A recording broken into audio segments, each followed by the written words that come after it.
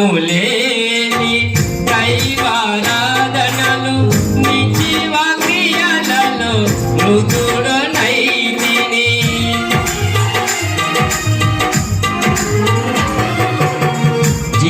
జీవములేని దైవారాధనలు నిజీవ క్రియలలో మృదుడనైతిని.